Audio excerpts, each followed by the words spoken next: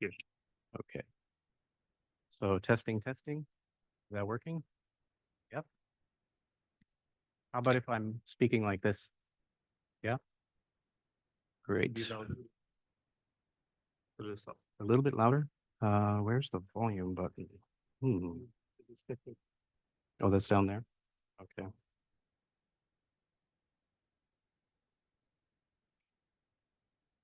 Well, there is something here. I wonder if this is just the volume. Oh no, that's something else.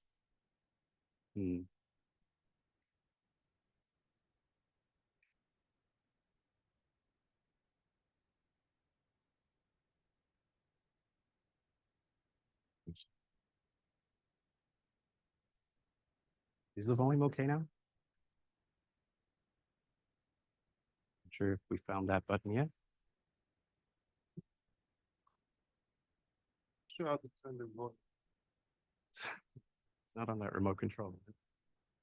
No, something else. Okay.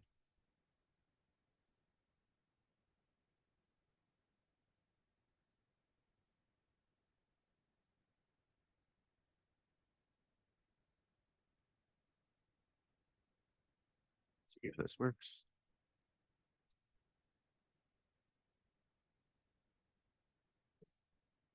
Okay, yeah, I'll move it up a bit. Here. Like this. Okay. I can also try to speak up. All right. Right, so let's get started.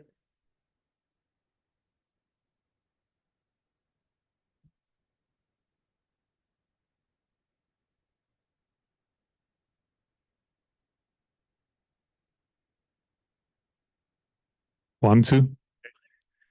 So welcome everyone to the to our CSC colloquium. So today we have Professor Randal Koene. So he's we're delighted to have him over to talk to us about the whole brain emulation and how we can basically validate functional, like MRI functional measurements with the framework that he's proposing. So Dr. Koene is a neuroscientist working on the functional reconstruction of brain circuits via neuroprosthesis and neurointerfaces. He introduced the concept of whole brain emulation and is a lead architect of the scientific roadmap for technological development. He's the founder and of Carbon Copies Foundation and was a software architect of high-throughput electron microscopy company Voxa, which provided the electron microscope technology that acquired the 10 petabyte cubic millimeter mouse brain connectome data recently published in Nature. He leads the development of a platform for brain emulation challenge to accelerate advances towards building functional models based on collected brain data. Dr. Koene's publications are available, and with this, we'll get started. Thank you. Thanks very much. And thank you for inviting me here. I'm honored to be able to speak to you. All right. So the title of my talk is Reverse Engineering the Brain, Leveraging Fully Known Ground Truth to Accelerate Connectome Functionalization. And there was an abstract we sent out, which I'm not going to read it. You probably received it by email, but you'll see what's in the talk anyway, so we don't have to read through this. There are 6 main parts in this talk. First, I'm just going to get the who am I, what am I associated with out of the way. Then I'll talk about whole brain emulation a little bit to explain what is meant by that. Then talk about connectomics and how connectomics gives us an opportunity to really get into what some of us are calling causal neuroscience as opposed to correlational neuroscience. Then a bit on functionalizing connectomes, attempts that have been made there, how you use synthetic data to try to improve ways to functionalize connectomes, and then a bit about our brain emulation challenge platform, the software that we're developing, try to help everyone do these functionalizations. So just a brief bit about who we are. Carboncopies.org. This is the front page of our website. This is a 501c3 nonprofit research and education organization. And the main aim is that we are interested in this concept of whole brain emulation, and we're trying to advance research in that direction, trying to advance understanding of what that could be. On the education side, so what we're doing, as I said, is we're trying to raise awareness about the cutting edge research and development that's been done on brain and mind that heads in that direction. We also try to educate, depending on the level of the say the group that we're talking to about with whomever I'm describing it to, trying to really get an understanding going about how fundamental all of that is to us. So how fundamental mind and brain really are, in the sense that they are the world that we live in, that everything that we experience every day is only that which our brain can process and so forth, and how important it is for civilization and exploration and everything from here on out. I would put fully understanding the brain and being able to work with it, just like you can work with any device that you understand completely, to be something of a deep frontier along the same lines, as important, as difficult, as interesting as, say, really the fundamentals of physics or cosmology. And so we try to also educate about the possibilities and significance of a complete understanding like that, and reconstructing the brain, and to help explain this new field of brain emulation. We ourselves, we believe that whole brain emulation is a technology, a development that is essential for the long term of a civilization that's really intent on bettering itself. On the research side, we have three main projects going right now. One is an ongoing project that's been going on for 10 years and more, because we keep on updating the roadmap to whole brain emulation. The second project is an ethics framework. This is a project we started maybe 6 months to a year ago. And in that ethics framework, we're trying to kind of get ahead of the curve a little bit, and to explain to researchers their responsibilities and what they should be aware of. We develop technologies in the direction of whole brain emulation. Also, what the situation is for potential patients who might undergo procedures where emulation is involved, and what it means to a society, technology like that. And then on the software side, we've got this Brain Emulation Challenge platform. That is a platform that is developed to create synthetic data, artificial data sets that aim to be, in many ways, very similar to the real data sets that you obtain through recording, microscopy in the brain. And the intent of those is to accelerate methods of development towards being able to convert data you collect from the brain to working models, making this really big step happen. If you want to see more about that, you can go to braingenics.org, which is the website where we're keeping all of that in one place. So we're an open source organization. Everything we do is available to everyone under a public license, and we're driven by citizen scientist volunteers. They have all sorts of backgrounds, and we're always looking for more. Computational neuroscientists, of course, programmers, people who are interested in or have experience in machine learning and AI, philosophers, mainly philosophy of mind, writers, web developers, event organizers. We have opportunities for PhD dissertations at the organization. We've had some people who, together with us in collaboration with the university, carried out a dissertation while working with carbon copies on the topic of whole brain emulation. There are always internships available, and there are students working with us at every level. As you can see, we're also pretty international. Most of us are located somewhere in North America, but we also have a fair contingent in Europe, people in Asia, Australia, and in Chile. We work together with many others, of course. I'm listing a few of the collaborations that either have been there in the past and that we still have connections with, or people working with us right now, who also provide us with expert advisors. There is Genelia Research that you might have heard of. They're a brain research organization on the East Coast. The Allen Brain Institute up in Washington. Max Planck Institute, Jülich in Germany. They have locations in many places, but it's specifically this one that's working with us. eBrains, which is the computational side of the Human Brain Project. It's where they put all their big models. There's a lab at the MIT Media Lab that is working with us. Of course, UCSC and UC Berkeley, USC. There are two labs there, Ted Berger's and Dong Song's, who are working with us because they work on a prosthesis for the hippocampus. And there we also have affiliations at the medical center. There's a fantastic lab, University of Pennsylvania, that you'll hear more about in this talk. University of Oxford, we have an advisor from there. University of Melbourne, Nottingham, the Horizon Center, they worked with us on those PhD dissertation possibilities. And then there are some non-university organizations like the Brain Preservation Foundation, which is run by a friend of mine, Ken Hayworth, who works at Genelia, Foresight Institute, and then companies like Eon Systems. So if you want to know more about that, if you want to get in contact with us, if you want to learn all sorts of things that are not going to appear here, please just check us out on our contacts, or maybe you can just Google us, Google Whole Brain Emulation or Google Carbon Copies Foundation. You'll find a whole ton of things. All right, so whole brain emulation. There's a kind of a philosophical foundation to it all, or a foundation that has a few assumptions that come along with everything we're doing.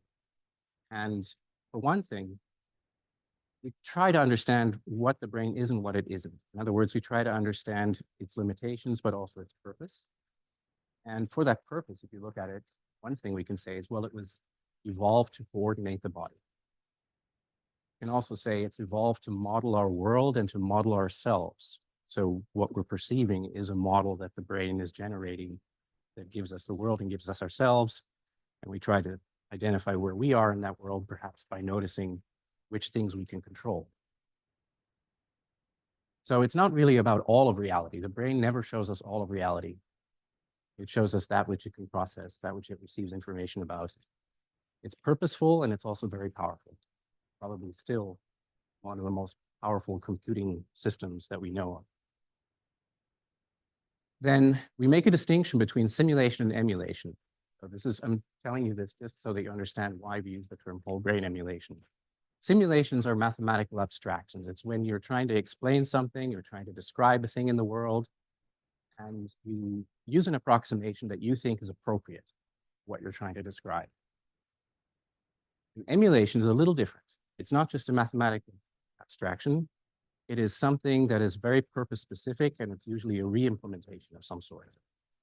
Emulations often contain many simulations, but simulations don't necessarily contain emulation. Here's an example, for instance. Let's take the Nintendo Game Boy, emulating it on a phone. So what is the purpose that you have there? The purpose is you want to be able to play games. And you should be able to play the games in the same manner as you were doing before. It should give you the same experience. So the purpose is really to have a certain kind of experience. And you don't care how the original Game Boy was creating electromagnetic radiation, where it was warming up, those sorts of things. Those are not part of the emulation. So when you do an emulation, you could do it at all kinds of levels, but you pick the level that's appropriate based on the purpose. Let's see, working? If you're going to do whole brain emulation, there are some high-level things we should talk about. We already said a few things about philosophical grounding. The philosophy that is closely related to it would be functionalism. So the notion that what we are, what we experience, cognition, consciousness, all of these things are emergent properties of mechanisms. It's a very physical, materialist philosophy. And you have to know what your goals are. Describing the goals, oh, what just happened? Oh, that's not good. Oh, we're back. All right, that was interesting. Describing your goals means you have to understand what your success criteria are. When do you call something a successful emulation? Having success criteria is great because once you have success criteria, then you can devise metrics, know how you can test if those criteria have been met. Constraints are super useful. We all know that there are constraints in all these systems because some things just get drowned out by noise. And for example, if you have populations of neurons doing something, then the activity of a single neuron might not matter very much. There are all kinds of constraints. Or in a computer, you know that one of the constraints is that things happen on clock cycles. Take that. Those help because they really reduce how many possibilities you have to explore when you're trying to describe this. Another really important thing about this description is scale separation. When you have a highly complex system, it's something that comes from complexity theory, the idea of scale separation. It's great if there is some way to say, for these purposes, for this thing that I'm trying to describe, for my purpose, I only need to describe the system down to a certain level. Below that, you could replace everything. You could put a computer there instead of biology, in our case. That's what we're looking for, right? So the question for a brain, for instance, is, do you need to consider molecular things? Do you need to consider atomic processes? Do you need to consider quantum mechanics? There are people who have quantum theories about the mind. Or is it good enough to model neurons and how they talk to each other? Then there's data acquisition. This is super important. High throughput, because it's an enormous amount of data, really. It's an enormous amount of material you have to churn through. You want to get down to the resolution where your scale separation works out for your purpose that you have. So you need to scan brains at a very high resolution, spatially or temporally, if you're doing recordings in vivo. And it needs to be done fast enough that you're not going to be recording for hundreds of years, which is easily possible if, say, you're working with a chimpanzee brain or a human brain or something like that. And there's post-processing of the data. Those are what we might call simple things like segmentation, denoising, and so forth. But then there's the really hard part. So this used to be the hard part, data acquisition, not as hard anymore as it used to be. I would call it an engineering problem now, not a scientific one. This one here, though, is pretty new. Trying to take the data that you collected here and building the model that works. Functionalizing. It's also called the translation problem because what you're doing is you have a pile of data. It could be voltages that you've recorded in a cell, or it could be the shade of gray of a pixel in an electron microscopy image. But the shade of gray is not what you put into your model. Your model is going to have response functions for neurons. Those are going to be exponential functions. You need to know what you're going to put in that exponent. You need to know your parameters. So finding the parameters is the translation problem. And then, of course, you have to be able to verify, validate, and then there's implementation. I've got a little list here of the animals that are used typically or that are thought as possible good targets as model organisms, because of course you don't want to start with the human brain. It's much too big. There's too much there, too complex. Right at the bottom, we've got C. elegans, the tiny little worm that only has 302 neurons and that has what is pretty much a fixed connectome. The neurons are always connected in the same way. It's not a great organism if you're trying to learn about human brains because the cells work differently. Those cells don't spike. They always work sub-threshold. So they're communicating in an analog way. Also, because there are only 302 of them, every one of those cells has a very specific purpose. It's almost like a brain region. So you need to know every detail about that neuron. Get it just right. Next up, fruit fly. This one is the one you're going to hear the most about in this talk. That is a fantastic little organism that is just about the right size that we can handle it right now with electron microscopy.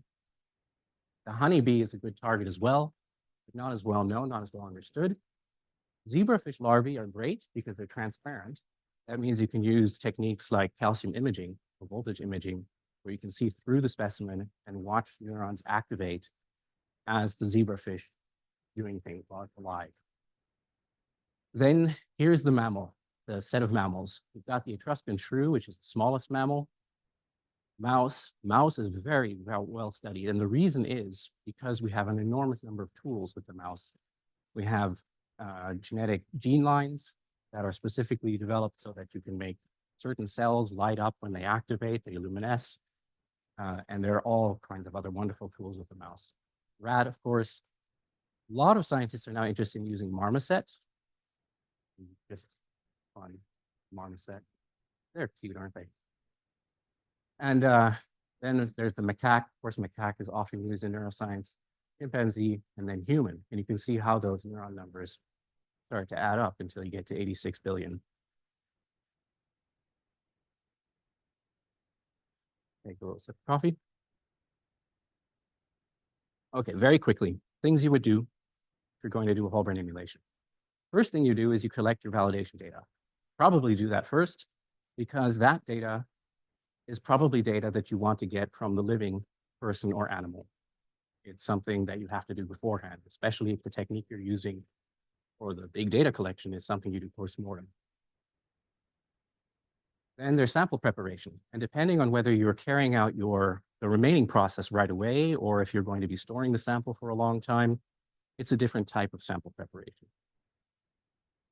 Then there's the acquisition of the data, the high throughput data collection. And here I'm talking mostly about connectome data. So I'm talking about electron microscopy on samples that have been prepared for high throughput electron microscopy.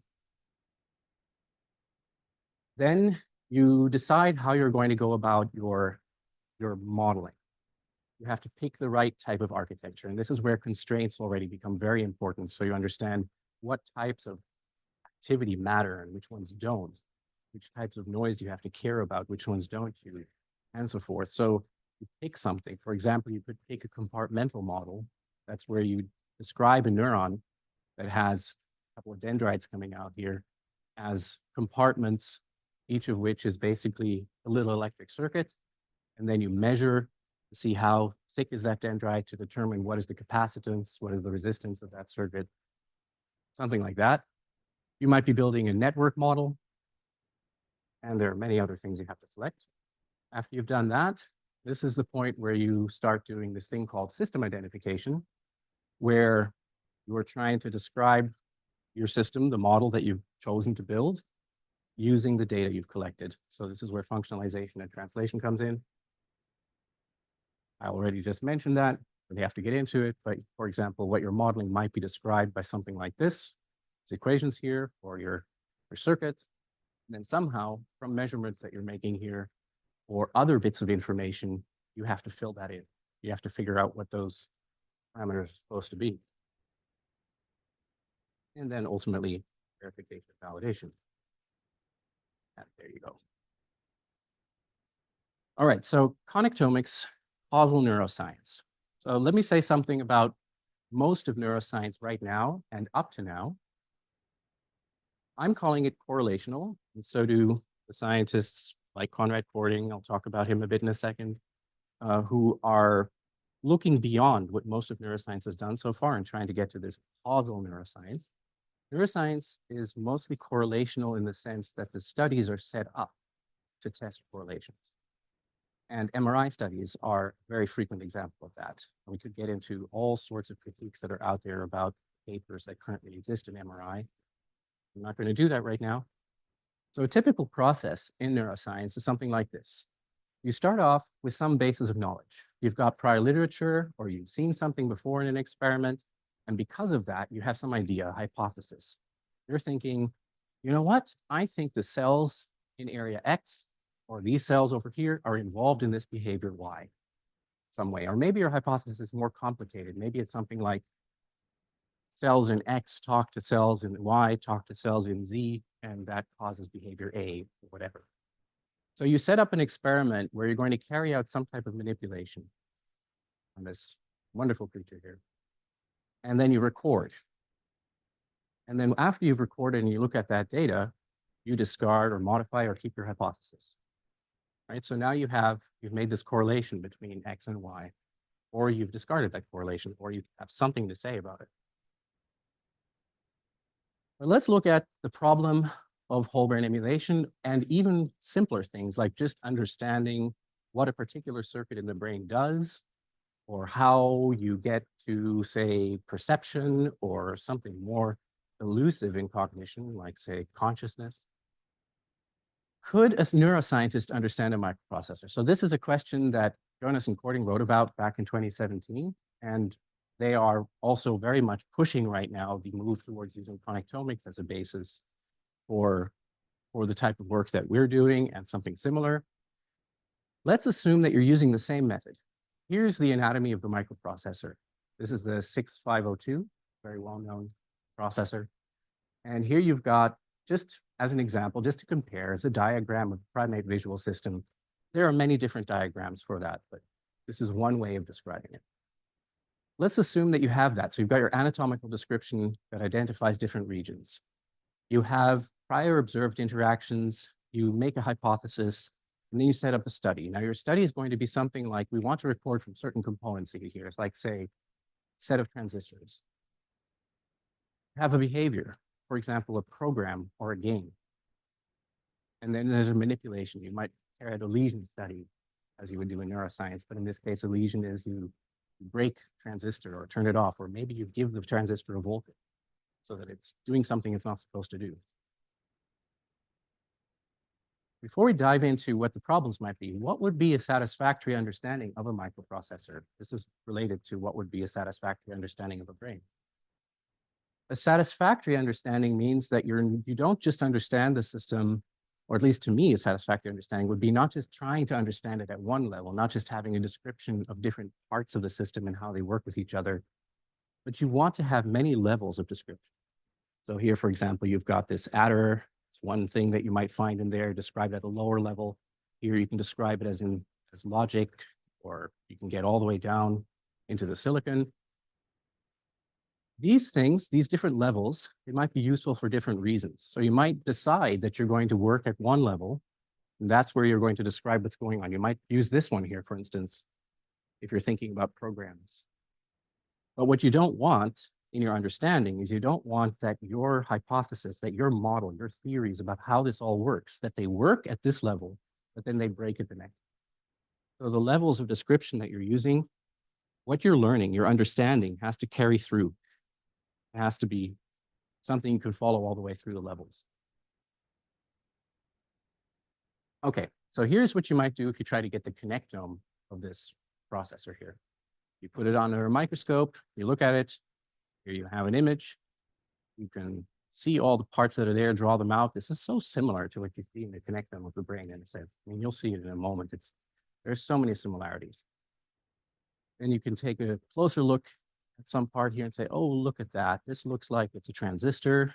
So you've been able to pull something out of that processor connectome where you see something you know, something that you can identify and maybe even describe as in terms of equations what's going on there. All right, so what might go wrong? If you're a neuroscientist, one of the things you'll do is you'll have hypotheses about which cells are involved with what. So if I carry out a lesion, like I'll cut a piece of a connection, or I'll scoop out a bit of brain, what's going to happen to the behavior? And that tells you a lot. Well, here you could have some hypotheses about which program or which kind of programmatic behavior, like say, adding two numbers, different transistors on the chip are involved, got green, blue, and red involved with different things. At least that's what you're testing here. And then if you carry out those lesions, then you'll observe something. But if you understand microprocessors to some degree, you can already see where this is getting really difficult, where you could go very wrong because there are so many things upstream, downstream connected in some way. So what does it mean if you say, oh, this transistor lights up, or this transistor, you know, if I take it out, then suddenly it doesn't work anymore. It doesn't necessarily mean that transistor was carrying out your addition. It could just be that it's on the path leading to that addition in some way, right? So these are all typical problems. How about tuning studies, where you're thinking that you're a neuroscientist, tuning study means, okay, I think that when this cell fires in a certain pattern, or it fires at a certain rate, that means something. That rate of firing in that neuron means you're going to move your arm, something like that.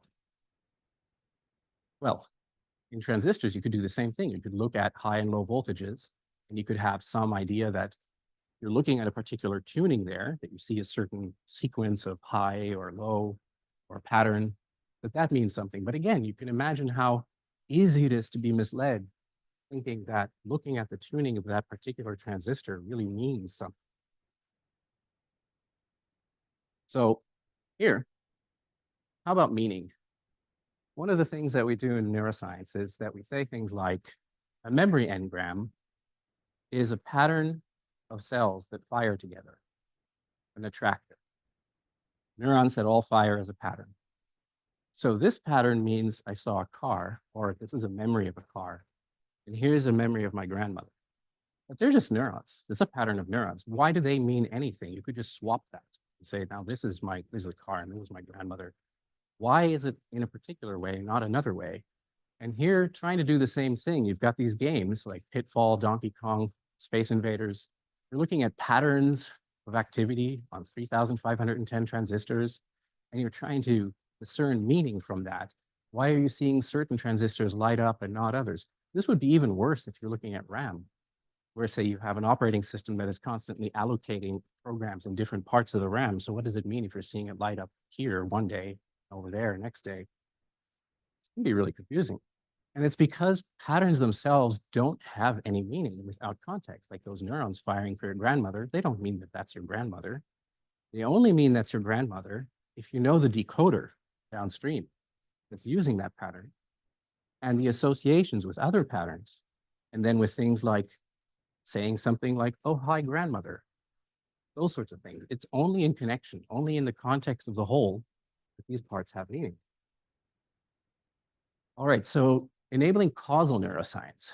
You can already see that I was mentioning the whole there.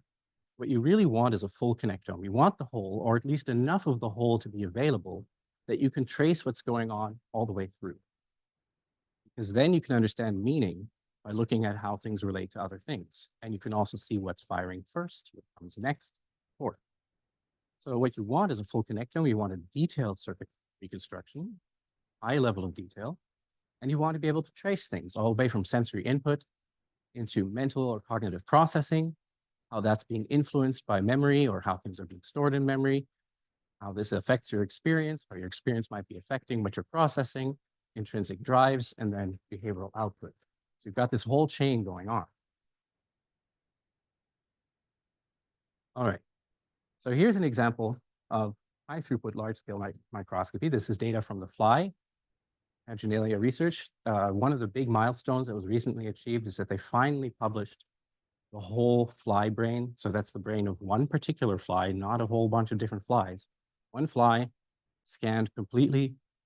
And what it means is not that they only just did that scan. Did that years ago. But right now they've gotten to the point where they've annotated it enough and done enough work on it that you can make it available to scientists. And you can see here that you can kind of see how you're going through different slices in the stack. You can look at it at different resolutions. So you can see either cell bodies, or you can see where the boundaries are between processes that if you look through the stacks, they create these dendrites or axons. If you zoom in really tight, then you can see the individual synapses, and you can see the little vesicles that contain neurotransmitter. And if you can count all those vesicles, you can get some notion of what the relative strength of that synapse is. So this is the sort of data, raw data that comes out of that. And then you can do something like this. So alignment, segmentation, identification, 3D reconstruction. So you were already looking at these images just there and how you're making your way through them. And then as you can see, if you're doing good segmentation and they all line up nicely, and you can distinguish one thing from another, then you can find axons, dendrites, and blood vesicles. So you can find all sorts of structure in there. But the important thing to mention is that this is still just a static 3D structure. So it's beautiful. You can see so many different components in here, and you can pull out different parts. It's going to zoom into that in just a moment, but it's still just a static representation. Now we have this from the whole fruit fly. We also have a bunch of data from the mouse brain, not a complete mouse brain, but there are now 6 separate 1 cubic millimeter chunks. They're from different mice that have been done at the same resolution as the fruit fly here, although the quality isn't quite as good. There's not as much contrast. The fruit fly data is still better. There's also been 1 cubic millimeter of human brain that recently came out in Max Planck. That was in the press everywhere because it was human, right? But it's basically the same sort of data. And then now there's a whole mouse brain connectome project where it's going to be not just a cubic millimeter, but the whole mouse, also electron microscopy. Yes. And in the 1 cubic millimeter of mouse brain, I believe it was 2.5 million or something like that. I'm not 100% sure. I could be wrong.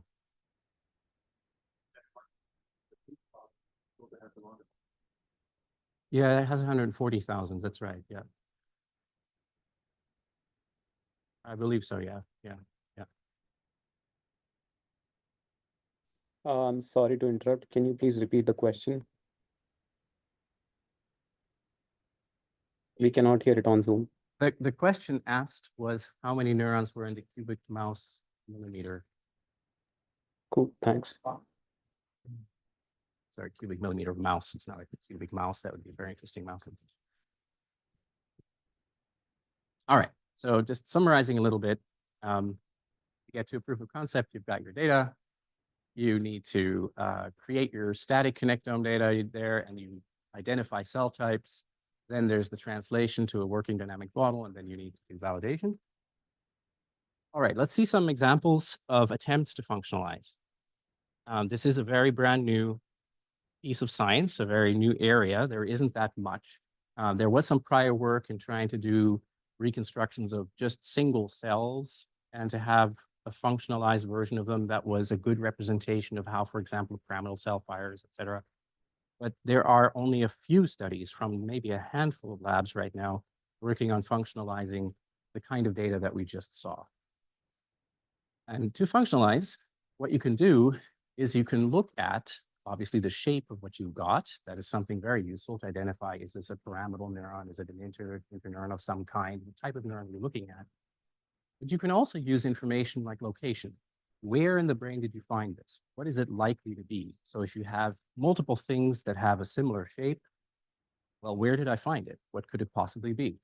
Same sort of thing with synapses. If you've already identified two types of neurons and they have a connection, then you know that there are probably only n different kinds of synapses that they can have and different types of ion channels in those synapses. So location tells you a lot. Once you have an idea of what you've found, you've identified your cell, then you can use libraries that have been created that have looked at in vivo, that have done recordings in these cells to see how do they respond, describe the response, and then you have a probability distribution of those responses. You can use that as part of your information to functionalize. You can do direct measurements. So for example, I was talking earlier about using compartmental models and then directly measuring, say, the thickness of a dendrite and using that to inform what you're putting in. You can count vesicles. And then you can use constraints. So constraints that are based on the neural code to simplify your problem, to simplify your functionalization problem. So neural code can be, for example, is this about a cell that is somehow very important? It's a single cell that is sending information everywhere, that is firing with bursts, or is it a population code that you have? Are there many cells working together? Is there typically a brain rhythm present so that firing can only happen at certain phases of that rhythm? Is there recurrent inhibition that stops all firing very often so that you don't have to care very much about the details of the response function right outside of, the beginning of the firing because it's being inhibited? So there are all sorts of things that you can use to try to constrain your problem of functionalizing further. So our first example is Philip Xu et al.'s paper that just recently came out in Nature, where they functionalized a fly connectome in a very simple way. They took the connectome, they knew which connections were likely to be inhibitory and which were excitatory. They treated them very simply. For instance, here they just used a 1 or a -1 as excitatory inhibitory, multiply that with a weight. The weights were also obtained in a very simplistic manner. What they did is really just use the same model, every neuron, in a leaky integrate and fire circuit. So very simple spiking neural network. And with just that very simple network, a simple network where they also said everything returns to the resting potential. So everything is at null normally. If we activate some cells up here, what can we say downstream about the neurons that are going to be involved with that? And if we look at what we're saying here, can we check that? Can we match that to something that's been found before? So can we say that just this very simple way of looking at the connectome and functionalizing it, can that give us the ability, say, to make predictions about neurons in a similar way to the way the older correlational studies were done, where you would look in vivo and probe at a neuron? Can we predict that? And so what they did, that exactly, and they ended up with this beautiful schematic. It's much more detailed in the paper, but what you end up with is you can follow from input to output what's going on, at least, within all the limitations of that super simple model they made. So it's the same thing I was talking about before, from sensory to motor to output to behavior, following it through and through the intermediary stages as well. And they were able to predict that this MN9 neuron fires to elicit the extension of the proboscis so that that fly can try to get some sugar water. And that is something that matches the literature because that had previously been found. They were also able to show that there's another cell that inhibits that, but only when there's a weak stimulus for sugar water. And that again matches what they previously found. They were able to show that there were two different pathways, but they shared some components for sugar and water seeking. They operate additively, and they were able to identify neurons involved with the grooming of the antennae of those fruit fly. If you want to see all the details, please go see their paper. What it showed was not anything new. They didn't really make any discoveries here. They just showed that even with a very simple model, it was kind of surprising that without getting into more detail, you could make some predictions that were at least interesting enough that you could say, wow, this is something that if we had had that years ago, would have really helped in those studies to try to identify what those cells were about. And you have a causal explanation for how this pathway works. Another study that we recently did a journal club on at Carbon Copies is quite different. They did something they called connectome constrained networks, meaning they used the connectome as a constraint on a network that they built to try to predict something about the visual system of the fruit fly. So here's their claim. It's like if they train this connectome constrained model, they do the training for a specific task, that it helps you identify circuits involved in the task. That you can then also validate that by looking at 26 other studies that have been done earlier. This is the schematic of basically what they're doing here. You've got visual input fruit fly. The fruit fly then has neural activity in certain parts of its optic lobe. You have the model that they build, which I'll say a little bit more about in a moment. And again, you see activity in some of the cells in that model, and then do they match? Neurons that are this particular neuron in the model, are they doing what you see in the fly, that particular neuron? And there's a lot known about those neurons. You can identify them by name, helps this process here.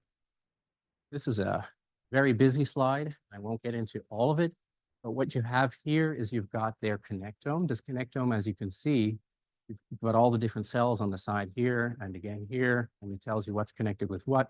The size of those blotches indicates the strength, and that's a synapse count that gave them the relative strength of the connections. You can see that they are extremely schematic here, and that's because what they did is they did not use the connectome in its unique entirety. They didn't try to parameterize everything. What they did is they looked at the circuit that they knew about. That's this circuit here that where input from the retina is going into these lamina and medulla areas, and then from there is being processed in the lobula and lobule plate. They use this as a very schematic thing where they're saying, okay, we're going to assume that this visual system does a convolution. We've got the same lattices over and over again, and you've got connections from one layer to the next, going through like a column and then spreading out to nearest neighbors to some degree. So what they did is they took one part of the circuit that they knew about, and then they averaged. They looked at that same circuit in different parts of the fly brain and averaged over that to see, okay, this is what the connections usually are, how they spread out. Here's how many synapses you normally see. They use these averages here to make what you might call a stereotypical circuit. And then they replicated that stereotypical circuit many times. So this is a synthetic model, but it's based on, it's constrained by the connectome of the fruit fly. And then they added to that the task training. So they trained it to do things. You have here examples of these cells like the neuron R1, neuron C3, neuron T4B. These are types of neurons, so types of cells.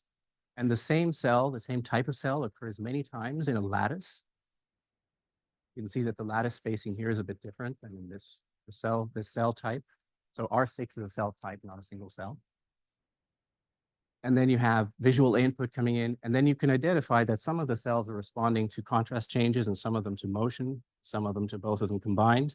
And that's where they make predictions then. This is this making predictions based on this connectome constraint network where the free parameters were trained to the task. And what they were really interested in is getting those free parameters down because the functionalization problem is so big. If they had a completely unconstrained network, they'd have over 2 billion parameters that they needed. But because they used the stereotype system, the stereotype networks where everything is over and over again, it's the same, they only had 734 free parameters, made it way more tractable. Not going to talk much about this slide. Let's Question? skip that one. Sorry, yes, go ahead. Question. Are those weights in these networks, are they informed from the connectome? Like it's basically that you showed earlier here, Yes. showing how many synapses are connecting each cell type to each other cell type. Right. So they looked at many examples of the same circuit because they were, over and over again in the fruit fly, they saw the same circuit, and they would measure how many synapses do I see here between this neuron and that neuron? How many do I see here between the same type of neuron and same type of neuron? And then it would average. So the average number of synapses seen between neurons, that is what gives you the weight then. So you have here these synapse counts that are represented here in the size of these connectomes. So yes, that's what they did. Okay. So let's summarize the results of that. One thing that was really important is that they figured out one way to reduce the number of free parameters you have to try to estimate because that's so difficult. The simplifications they used here probably work in a number of different places. And one example is the fruit fly visual system because it's very stereotyped already. And this is great if you're going to do very testable causal hypotheses and test those. But you can already imagine that there are some limitations here.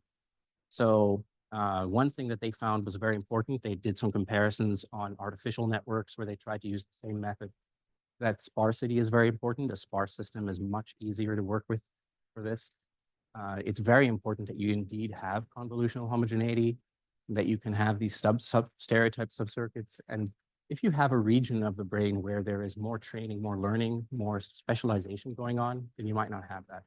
And in the human visual system, for example, you might find that there are already a lot of specializations that would make that much more difficult. Yeah, and okay, there's the issue that what they did, of course, is they trained it for one task. So this does not generalize across tasks. And if you do try to generalize what they did here across many tests, then you might find that you need many more parameters. So then you need more details from the connectome to be able to represent those parameters. Okay, if you want to see a lot more about this, again, please go to our website, especially the braingenics.org website, where we really dive into functionalization. Okay, I wanted to say a few things now about synthetic data and why synthetic data is useful in this case. The really important thing as we're trying to develop methods for functionalization is to be able to validate those methods, to be able to discover quickly what works and what doesn't. You might compare that, say, in machine learning with testing an algorithm and seeing how well does it really perform. How does it compare with a different method? Which ones are they strong or weak at? What are their strengths? And why would you choose this one over that one? What could you tweak here? Those are the same sorts of things you want to do in neuroscience in trying to functionalize these piles of data. But the problem is that for good functionalization, you need ground truths. It's like in say, computer vision, you have previously annotated data sets. You know that you see a bicycle, you see a tree, you see a car, even if it's obfuscated, or you can have them at many different levels of difficulty, but it's an annotated data set. You have a ground truth. It's something you can use for validation. In neuroscience, the typical ground truth, if you go to a neuroscientist and say, oh, I want to make synthetic data as a ground truth, they'll laugh at you, typically, because ground truth is biology. You can't have a synthetic ground truth. That's ridiculous, right? But the problem with the biological ground truth is that it's not a fully known ground truth. You don't understand it. Sure, it's there. There's a piece of biology. You don't know what's in it. You don't know what it's doing. You don't know what the circuit means, what it's for, when you've correctly copied its function, when it's doing the same thing as that circuit's supposed to do, missed something important. You just don't know. Now, C. elegans, that little worm, might be a possible fully knowable system because it's so small. That's the reason why some labs, like Conrad Cording's lab, the same scientist who did the whole thing about microprocessors and neuroscientists, they're focusing on C. elegans. because they want to dig down, they want to get so much data about that biology all the way down to the molecular level that they can put it all back together again. And because the worm has so few behaviors, that they can correlate everything with behavior, they can see what the worm is doing, record from neurons using calcium imaging, voltage imaging while they're alive. So they're looking to make this a knowable ground truth. But in the meantime, synthetic data is a good way to go. And the reason I put that here is because in AI, for example, it's quite normal that you often use synthetic data sets like, or you send a car out on the road to drive by itself, you probably want to try that on some synthetic data first to see how well it's doing. You know, we don't have to get into this. You guys know about data sets. All right, so here's something related to our project. This is a project that has recently been started at the Max Planck by Jürgen Kornfeld and others. It is an attempt to make synthetic data, so synthetic electron microscopy data stacks. And the point of this, this platform, their version of it, is that they want to use those synthetic data stacks to improve methods of segmentation. And they can do that because you know what you put in. You know that you put cells, neurons, dendrites, axons, all sorts of things are in there, glial cells, vasculature. And then when you're segmenting, you can tell whether you did it right and where you're going wrong. It just helps. So this is exactly what they're doing. The difference between what they're doing and what we're doing in our platform is that they're interested in segmentation and we are interested in the functionalization. So we're interested in that extraction of function, the emulation. So our brain emulation challenge platform, this is the last part of this talk. It's an open source platform that is meant as an initial path dealing with the missing fully known ground truth problem. To use that to validate both structure and function emulation. So two different things that we're trying to validate there.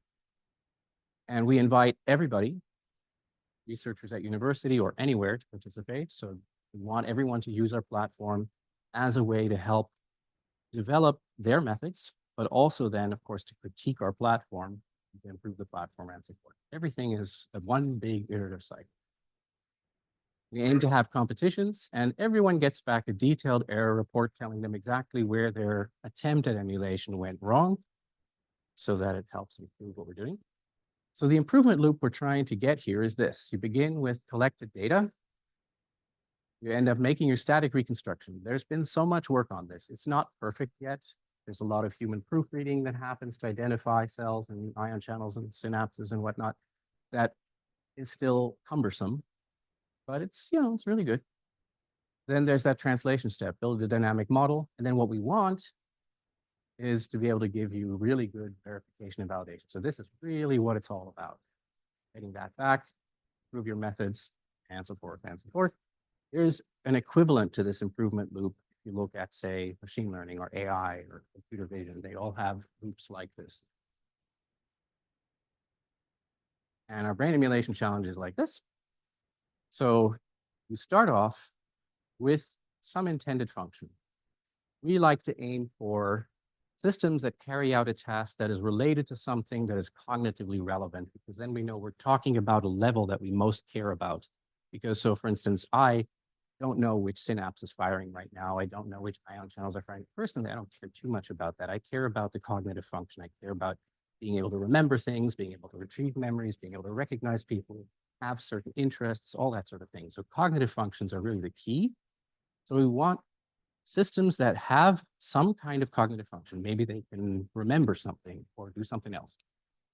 We take that and we describe it as cells in enough detail so that we can then extract an artificial data set that looks like electron microscopy, another one for recorded activity in cells, and we also do calcium imaging.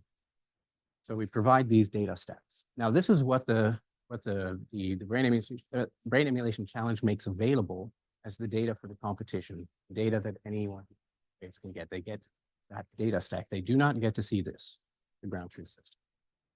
There are example systems they might see, but they don't get to see this for the challenge. Then the challenge taker takes the data stack, carries out the 3D reconstruction, translation. Here's my emulated system. This is what I think I found. they give that back to us, and we can validate by comparing directly with the ground truth. So for example, for structure, you might find that, oh, look here, there's a connection missing right there. And here, oh, look, there's a connection that's missing in here. So there's some errors in this thing. The same way we can also compare function, because if you have a system that does something specific, like say it stores a memory pattern, and you can retrieve that memory pattern, and we have activity we can give to the system that does that. That's what we put in here. And we can use that same activity to test what's happening in the emulation. We can also do sensitivity analysis and a variety of other functional tests on the system. So I've already said most of these things, so I don't have to get into too much detail. All I'm going to say is that as we pick our functions, we can go in many different directions. So we can do something auto-associative, or here, super simple. This is not something that you would think to find in the brain, but it's a really nice example for a presentation because it's so simple that you can understand it when you look at it. Spiking XOR operation. Okay, so first we grow realistic connectome reservoirs. And actually the next slide is better than this one. This one shows you two different regions and cells that are being developed. You've got axon outgrowth.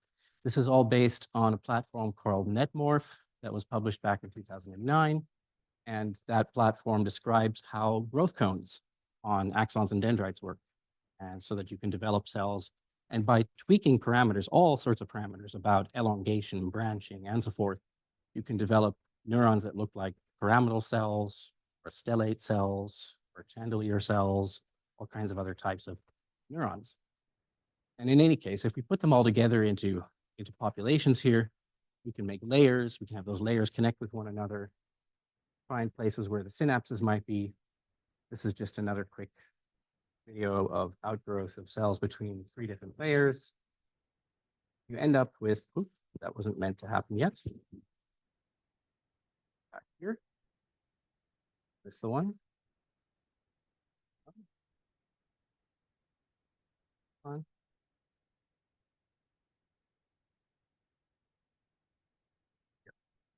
Okay, so this for the XOR, this is the input layer here.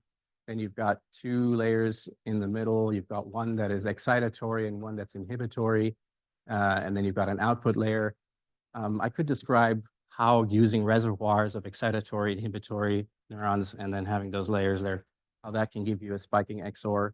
We get into that detail, but I think if you want to, you can even see it next. So after building the reservoir, you can prune and tune the connections to get the circuit to do what you want. Now, you can see that, I don't know if you can actually see it, but let's see, you've got the input here. You've got a spike on A. Then you've got, let's see what happens. The output. Oh, here it is. So if you got one spike on A, but you have no spikes on B, then you've got a spike on the output. You've got one on B. You've only got them on B, not on A, same result. You've got them on B cells and on the A cell as well. You don't have one, so it's doing an XOR here, 1, 1, 0. And you could look at these layers in between to see what's going on. But in any case, this is just, like God's eye view. We have access to the whole thing. We can just analyze it. It's, it's fun. And again, I hate it that this happens. Why does it do that? Great. I just want to see this bit. Okay, so we're almost at the end. After making the connectome work in the reservoirs that you've built, then you want to make something that is a complete set of virtual tissues. So you're not going to have only the cells that are part of your function. There's going to be a lot of other stuff there. There are additional neurons, there are glial cells, there's vasculature. There are many, many things that you can stuff in there. Nice thing, of course, about a system like this is you can make it as complex or as simple as you want. So you can either not add anything extra and make it very easy to find the cells that are involved with the function, or you can make it harder. And then you make these stacks of data, right? Your EM, your calcium imaging, your electron microscopy. And then you can do something like visualize your electron microscopy stack. This still needs a bit of beautification in here because there are many breaks in the dendrites. And then here you end up with a challenge output. This one here is fictional, obviously, because it's from 2025. from the company We Reconstruct LLC. But yeah, so we gave them back information about their structure validation, and then down below about their functional validation. We do things like giving them the graph edit score. Graph edit is when you look at, okay, to get from what you give me and what the actual structure is, where do you need to remove a connection or add a connection? Where do you need to change the type of a connection? Where you need to add a neuron, remove a neuron? You can develop a score based on that. It's one of many, many graph scores. So summarizing, yeah, with the ground truth fully known, and can focus on the performance for a certain cognitive function. So we're focusing at a certain level. You know, we talked about scale separation at some point, at a level that we're most interested in. We can use competitive scoring and precise feedback to help improve how methods are developed. So that's closing that improvement loop. We have full control because this is all, you know, we're making this thing. So we can make it as simple, as easy, as difficult as we want. We can look for different types of networks that are where maybe the challenge is something totally different because the cells are doing something very different. Coding, the neural code being used is different. We can extend beyond EM. So for instance, expansion microscopy is getting really popular right now. If we want to make data for that, we can do that as well, and so forth and so forth. And really interesting is that you can explore the problem of scale separation explicitly because we can decide what resolution we use to build these models. So we can see, does the model resolution really matter in terms of getting back what you put in? Or if we make the model that we put in have a certain resolution, what can you abstract out of it, or what do you still have that you need to look for? And the same with the data. So the data resolution, if we make the data resolution better, worse, or we add noise, what does this do to the problem? So there are many things you can explore. You know, with a real example right there. The main risks of something like this are, of course, number one, if you have a competition, so you have a set of criteria you're scoring for, people will always aim for those scores. So you're going to optimize towards a score. If you want to make it really aim at the goal that you have, then you need to have enough criteria so that you cannot really win unless you're actually aiming in the right direction. There's no real way to get around that. This happens in any game, any competition, anywhere. But if you don't have a score, well, you're not really doing something quantitative. So what can you do? This is just a risk. The other thing is built-in assumptions that we have about neural coding. Because we make a system, we build a circuit, we have some assumption about how those cells are connecting and communicating with one another and what matters and whether they have brain rhythms that are modulating their activity and things like that. So we're building in assumptions. And so the problem is Randal neural code really anything like real neural code? Where are we going wrong here? We're building into this competition, into the challenge, something that people have to then find that may diverge from reality. So the only way to get around that, because of course we're doing our best, just like people who are collecting the data are doing their best to collect the data that really matters. People who are trying to emulate, who are trying to functionalize, are doing their best, focus on the things that really matter, but they also don't really know how everything in the brain works. And the only way to get around that is to do all of this iteratively, to keep on working on the same problem, either as building the challenge or doing the emulations, and then deciding, well, here's where we just discovered that things don't really work that way. You're going to have to adjust something. Again, there's no real way to get out of that problem, how to get around it, but that is something you have to be aware of. That was it. And also, I just want to invite anybody who's interested in what we're doing, please do reach out. We are always looking for more people to join the team. Thank you.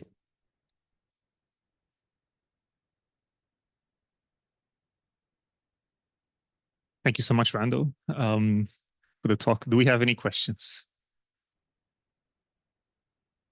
Anyone? Questions?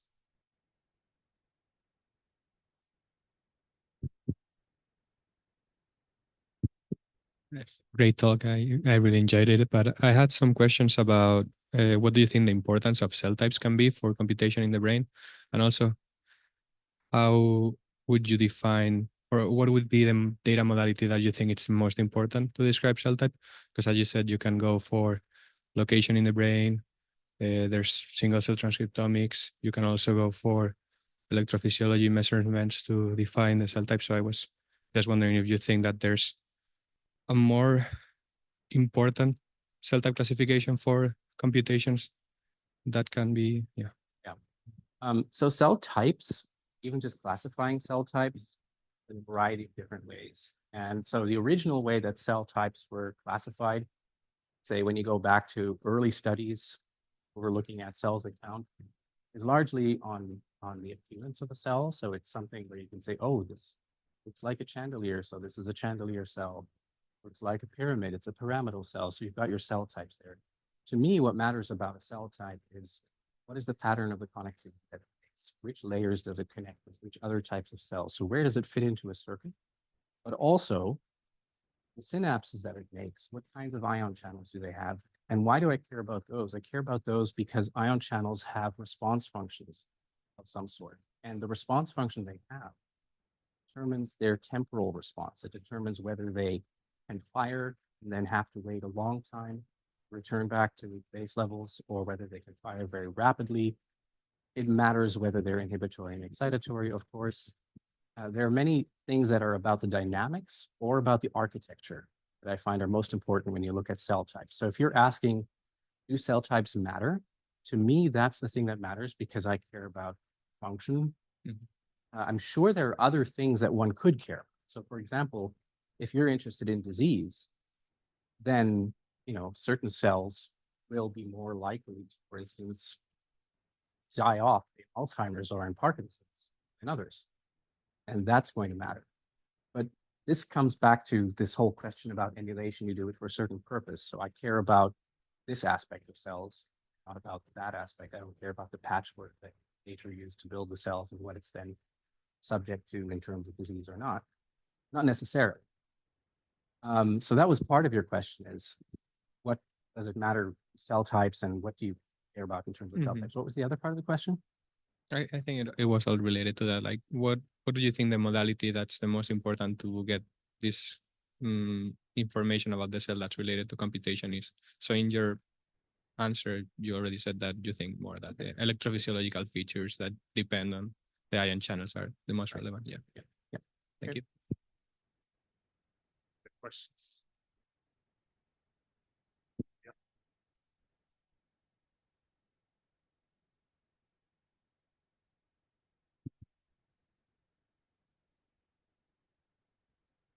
Hi. Yeah, I appreciate the talk. It was really interesting to hear about the whole brain from an emulation kind of standpoint and all the connectivity and all. So I have a question kind of back about the actual the causal neuroscience and how this informs the causal neuroscience compared to like kind of an associative approach.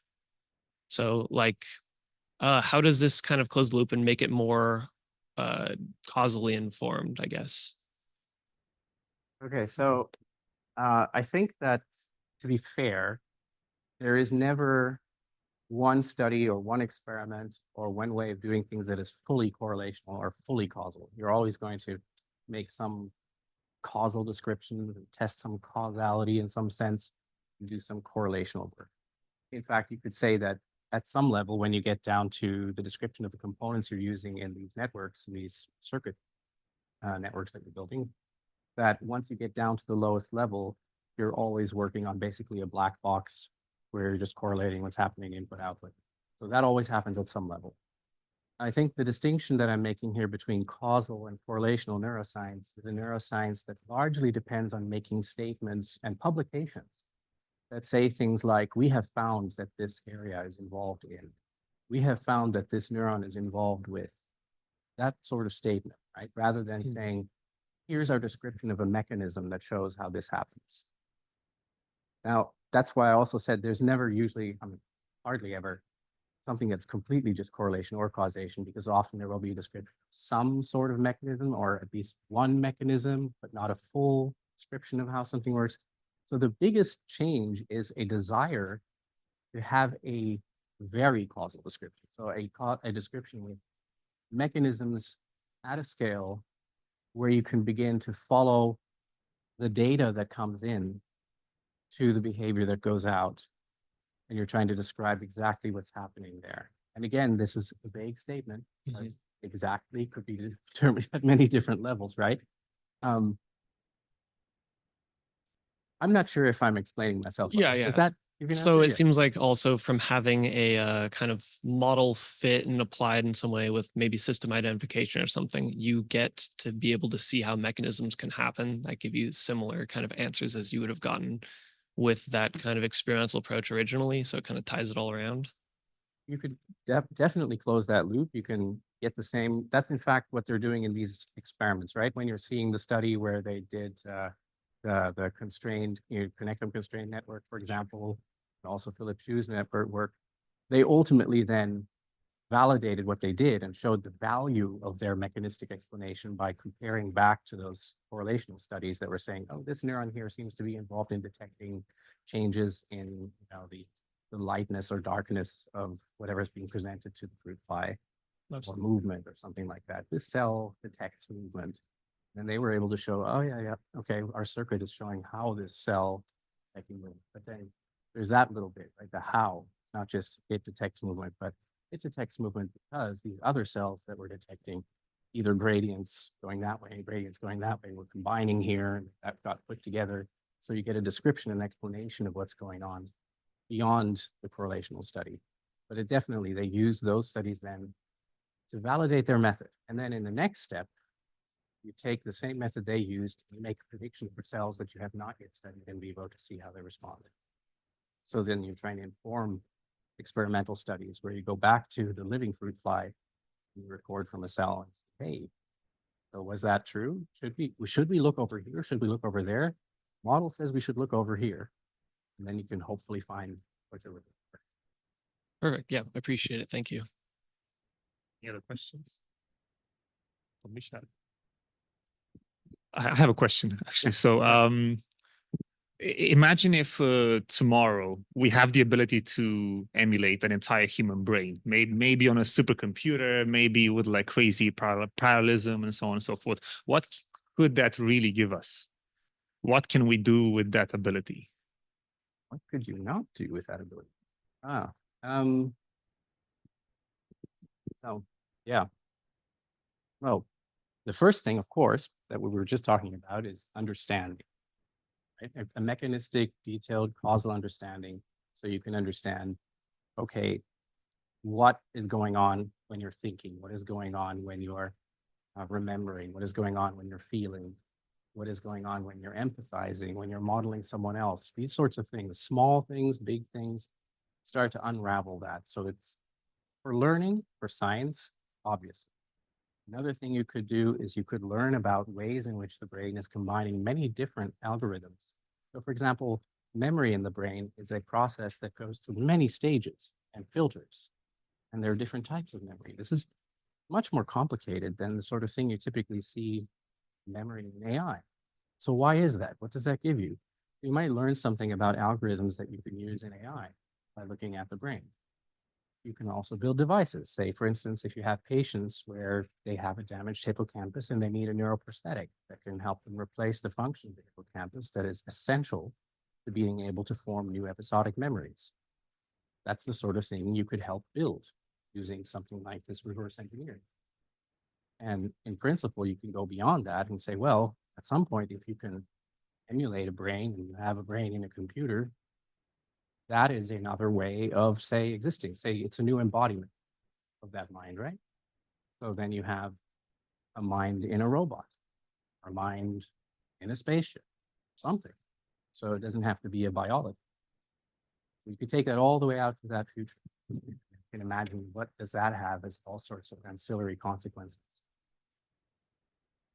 Fascinating. Thank you so much. Thank you for your talk. Those are some really valuable insights. So I wanted to understand how these like really micro scale molecular modeling scales up to a bigger system like the brain, and how this can inform computation through dynamics and more of a dynamical approach to understanding the brain. That's a very open question. Can you specify what you're trying to have me explain to you there, or to? How does your model scale from the molecular level into a whole brain level? So that's a question about how you scale up, is that really, or Yes, and does it really scale up? Does having these super fine-grained gradients for individual neurons and individual gates really scale up to whole brain resolution? Okay, right. So yeah, this is actually super interesting and is directly related to some of the things that I was pointing at beginning, which is the question of scale separation, but also the resolution you're supposed to take into account and emergent phenomena. Because the idea behind something like brain emulation is, in fact, that if you go to a fairly high resolution and you replicate all sorts of tiny components and you put them all together, just as you would put transistors together into a chip, you then get the behavior of the chip, same way you get the behavior of the whole brain. Would it work? We assume it would. Why would it not work? Why would you not get certain types of emergent behavior from it? Well, if there's something missing that you should have been including, that you did not include because you thought it wasn't important. So for instance, let's say that you have memory at a synapse. That memory is composed of different stages such as LTP, and LTP is a molecular process. And then there's some aspect of that molecular process you didn't include because you decided that only connections and spikes are important. Then maybe you were looking at the wrong level. And that's the discovery of the level at which you have to do that scale separation for a particular part of the brain, for a specific function, some aspect, some feature of what it does. And that's not something where the answer is no. That is something that is still an exploration.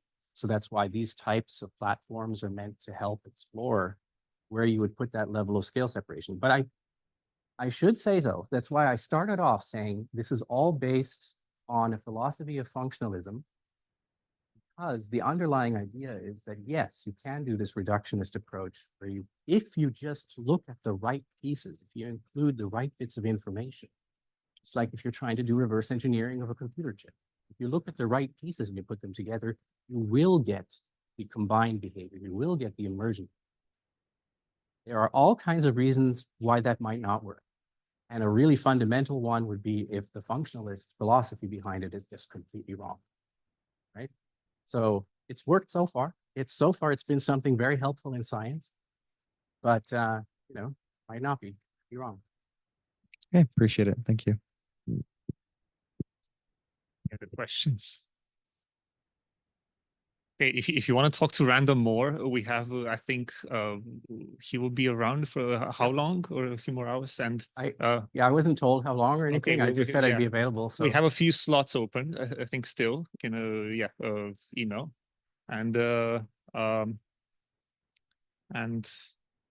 yeah, and I wanted to say also, if any of you are interested to get involved more in the project, also you can also contact Thomas here. So he can he's planning to start a student sort of group, like a research group, and then they can work on this and more. So get in touch with both Randal and Thomas. Can we have one more question? Yeah, a question. Yeah. So thank you for the talk. I don't know much about neuroscience, but from what you showed the static images of the brains that you had for fruit flies and of the mouses as well, or the mice. And it's my understanding that brains, like neurons, typically can be dynamic, like rewire and change shape.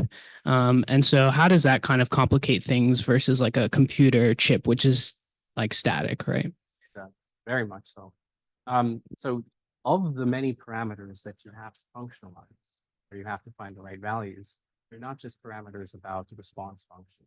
It's also parameters such as in your learning, you know, if you have some description of LTP, long-term potentiation or long-term depression, and then how that transitions into longer-term storage, the growth of new synapses, the growth of new little neurites that connect. Those, of course, are described by equations as well, which gives you extra parameters that you then have to fill in. And getting these dynamics over time, long-term dynamics that change the structure of the system, they're even more difficult to put in. That's why most of the things that we've talked about right now are about a system that is not learning, that is not evolving, but that is static, just because no one's gotten to the next level, let's just say. But yes, that is absolutely necessary. I thought, this is another thing, I thought that you might have asked, because you mentioned, oh, you've shown all these static images and going from there to functionalization, you might have asked something like, well, why did you pick that? Why didn't you talk about, say, looking at function, looking at, say, recordings in cells and how you go from there to description of the system. I know that wasn't your question, but I'm going to mention it anyway because I think it should have been in the talk. So the main reason is because it's technically so difficult. The resolution we're interested in, and also the scale. You know, if you wanted to get recordings from all of the neurons in an organism, and you wanted to be able to observe them at a temporal scale where you're catching every spike, and you want to observe them over a long period of time, there are only a few organisms where you can do that, like C. elegans, or maybe the zebrafish. In the human brain and in chimpanzees and so forth, that is just not doable right now because the only way you can get the resolution temporally, also spatially, that you want to look at is to put electrodes in. And large batches of electrodes, first of all, they disrupt the brain. It's a lot of neurosurgery. Nobody likes neurosurgery. And then you're recording. And what you can infer about the system, about what's inside, what's going on, depends entirely on what you've recorded. So what was the stimulation given? What could you therefore observe and then infer? Have you observed long enough? And what if even observing what's going on in an organism over its entire lifespan isn't enough? Because there are things in that brain that were put there by the blueprint of the brain that never ended up causing something you happen to observe, but it could have in the future. So the problem with this sort of black box system identification, or gray box if you can manipulate it, is that you know, you're only seeing a subset of all possible input-output behaviors, and then you're inferring from that. Whereas if you actually look inside the box, the architecture, the schematic, it's like with your CPU, that gives you a lot of information about what could happen, about latent possibilities. It's the main reason. Sorry to Thank you. take that on. It's just No, yeah. interesting. Right. Thank you so much. That's the end of it. Yeah, I will. Yeah, thank you. Thank you so much.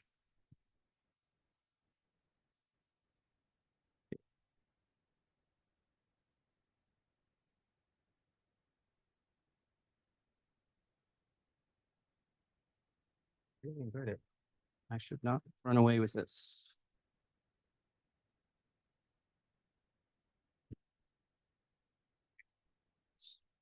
Yeah.